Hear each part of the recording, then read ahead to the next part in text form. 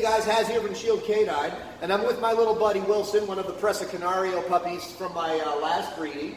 Anyways, what I'm going to be demonstrating today is how I start protection training with a young pup. A lot of people are always asking, what can I do at home to help my help my puppy get started for protection?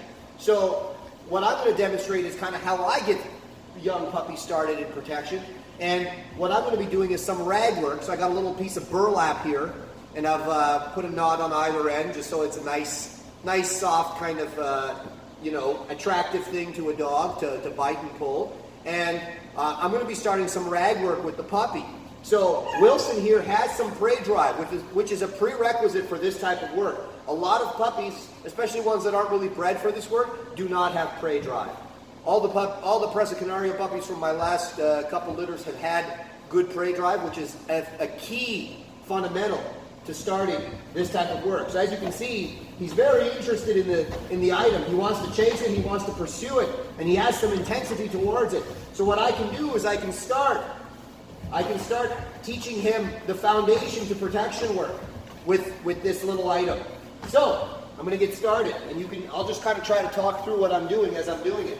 So the first thing I'm doing is I'm getting the puppy excited, I'm getting him interested, and now he's interested, I'm going to give him a grip. And you can see he's got a nice firm grip on the piece of burlap, and I'm just playing a little bit of tug. You'll notice I'm not going too crazy. I'm just making some drive, some pulling.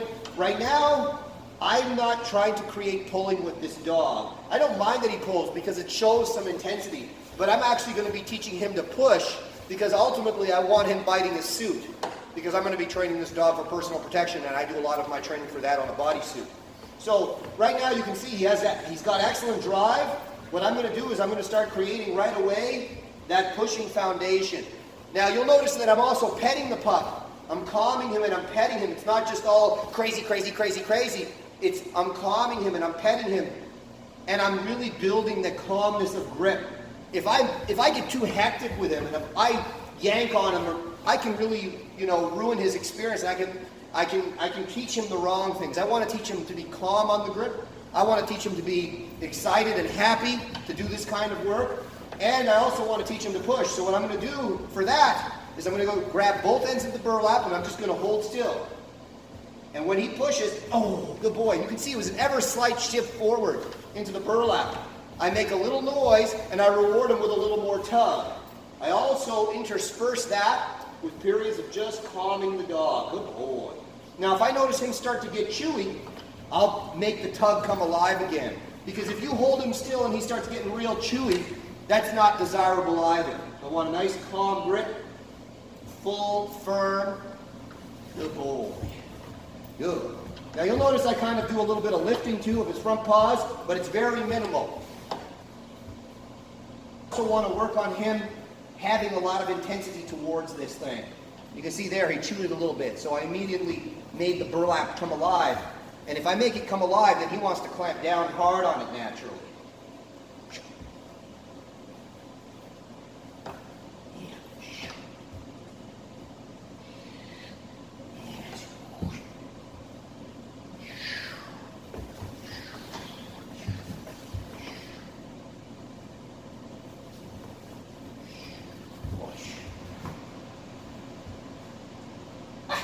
Good boy. And he pushed ever so slightly there. And I immediately rewarded him with a bit of a vocalization and another round of tug. Now, the way I'm going to make him let go so I can restart this is I'm basically going to lift the puppy off with his collar. And what I want to do with this, you see this? This is possession. You see how he hugged it? How he didn't want to let it go? That's possession, and that's what I want to build with the dog. I can teach him to let go in a heartbeat. That's not what I'm after when I lift a puppy off a tug or even a sleeve. I'm trying to build possession for this item. I'm trying to make the dog crazy for this. And when I lift the puppy off of this item or any other item that I'm using for bike training, I build frustration. And frustration is the key to success. Good boy.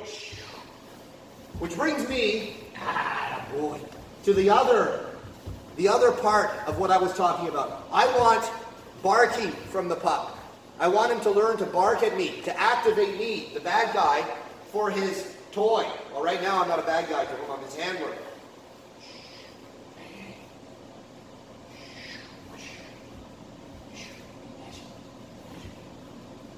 Good boy. You see he pushed there again, which is what I want to promote from the dog. I want that nice pushing grip. Good boy. So, we're doing a couple of things. We're building intensity and drive for the item.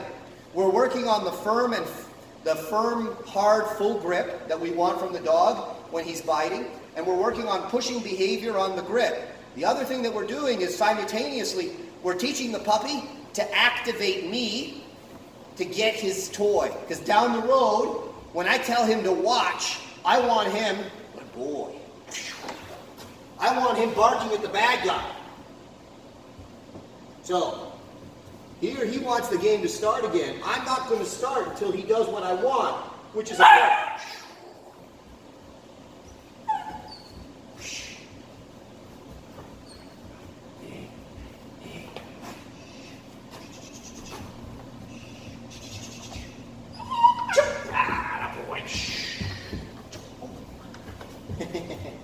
He got my hand there that time.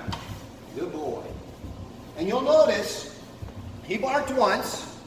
I didn't reward him. I moved sideways. And I was trying to get 2 barks out of him. It was a bridge too far. He went to sleep on me. He went to sleep on me, right? So what did I do? I reactivated him with a little bit of movement. And I waited till he made a little bit of a noise at me. And when he made that noise, boy, I immediately rewarded him with access to his toy or to the bite object. Good boy. Now, you'll notice that, again, getting back to lifting the puppy off the object. Getting back to lifting the puppy off the object. If every time I touch his collar, I'm going to make him let go, what do you think he's going to do after a while when I touch his neck? He's going to let go of the item, which is not what I want. So what I'm going to do, what I'm going to start doing with this guy, is I'm going to do partial lift-offs, and then I'm going to put him down and let him win. The reason for this is, again, it builds that frustration, and it teaches them that tenacity wins the day. If you're tenacious and you hold on, you will probably win. Whereas if every time I lifted him off, I made him let go, that would not be productive, right? So again, building that firm, full, hard grip, right? And working on teaching him tenacity, building a little bit of frustration, building a little bit of drive for the item, and then teaching him to activate. This is his first time on the table, by the way. I'm quite happy with the output of this little guy.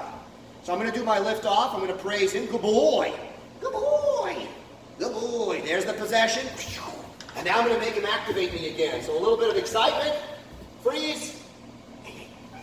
Good boy.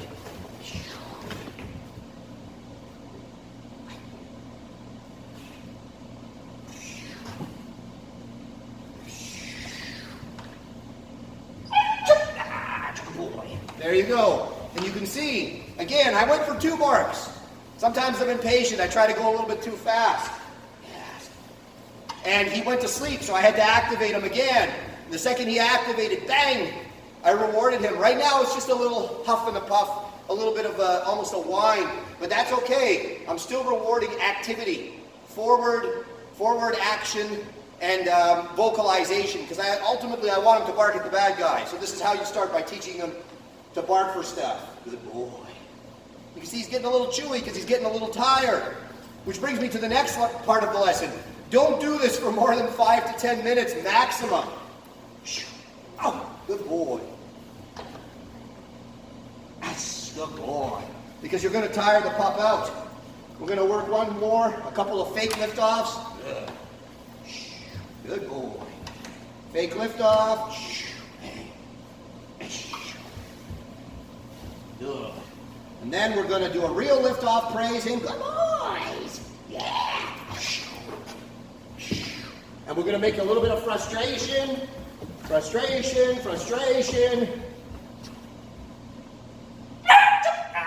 Boy. And there you go. I'm ending it on that. So, This is how I start young puppies in protection.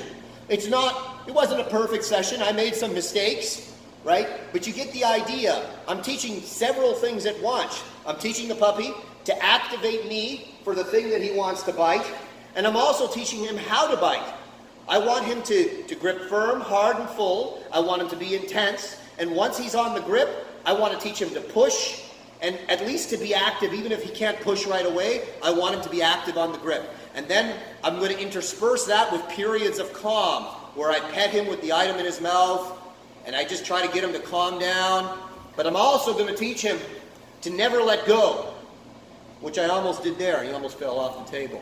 Anyways, thanks for watching, guys, and I'll try to get back to you with some more videos of Wilson. I know I already did that video of the sit-down stand, and I'll get back to that, and I'll do some more with that.